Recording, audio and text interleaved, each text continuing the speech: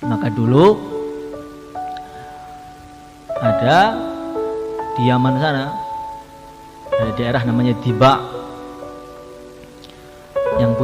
yang ngarang Dibaan itu Wajihuddin Ad-Dibai namanya. Beliau itu mau haji. Ketika beliau mau haji, maka jamaah-jamaahnya itu ribuan pengen ikut haji semua.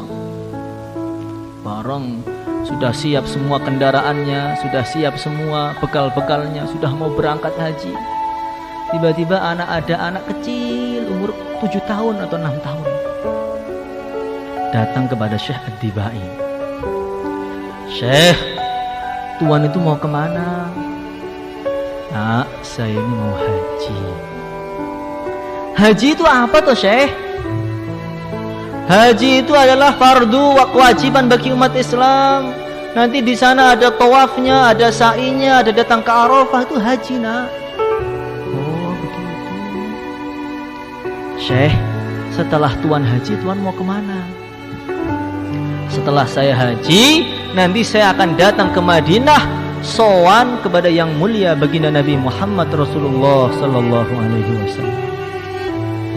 Ketika mendengar nama Nabi, anak kecil umur 7 tahun langsung keringetan,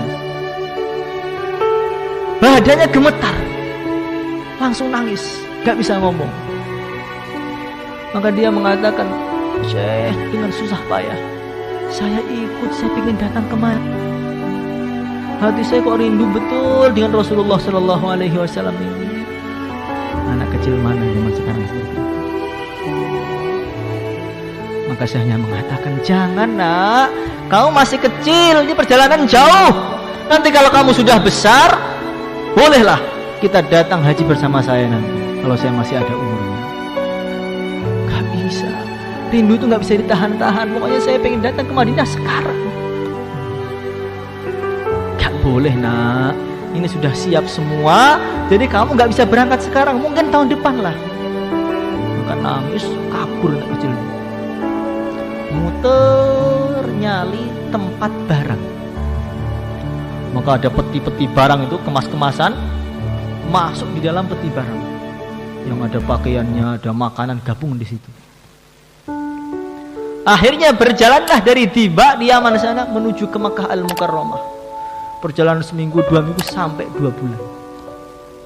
Dia tinggal di dalam peti yang tidak ada tempat untuk bernafas.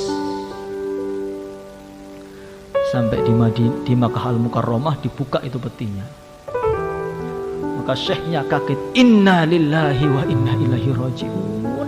Ini kan anak kecil yang ketemu saya di Diba dulu.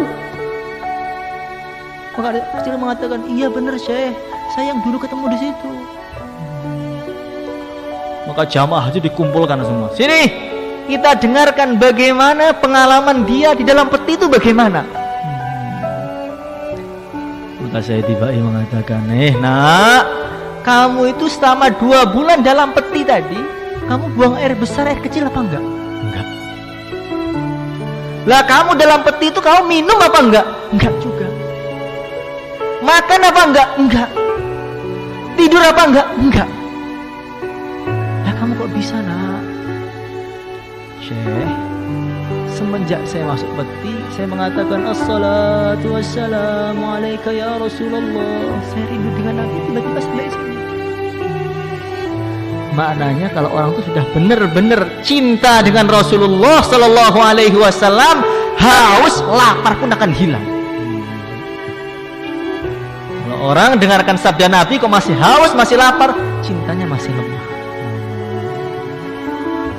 Apalagi dengarkan sabda Nabi pengennya selesai, Masya Allah, itu bukan cinta lagi, namanya itu apa?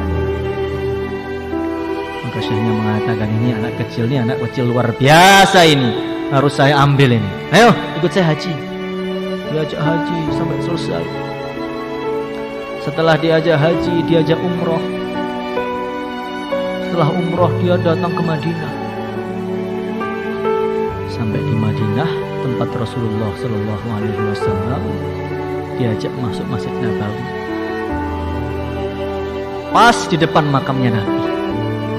Orang yang sudah sangat rindu, sudah sangat cinta dengan Nabi, sekarang tepat berdiri di depan jasadnya, makamnya Rasulullah Sallallahu Alaihi Wasallam. Kira-kira bagaimana perasaan dia?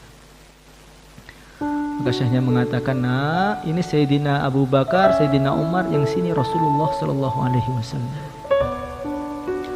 Maka anak kecil angkat tangan, ya Nabi salam alaika, ya Rasul salam alaika, ya Habib.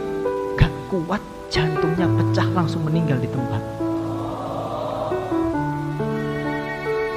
Langsung keluar darah dari mulutnya karena jantungnya pecah saking rindunya dengan Rasulullah Sallallahu Alaihi Wasallam.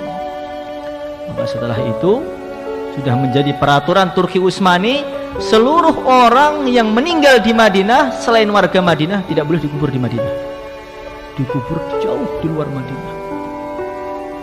Maka karena dia ini cinta dengan Nabi Muhammad Sallallahu Alaihi Wasallam, maka timbullah 1000 keajaiban.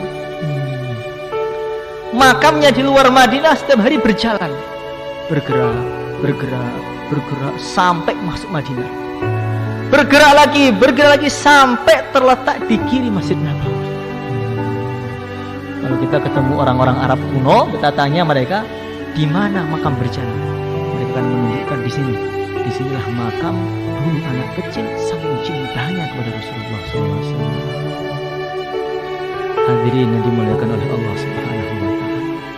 Anak kecilnya memang hebat. Kecil-kecil sudah cinta Nabi, sudah rindu dengan Nabi. Tapi yang lebih hebat, orang tuanya lebih hebat lagi.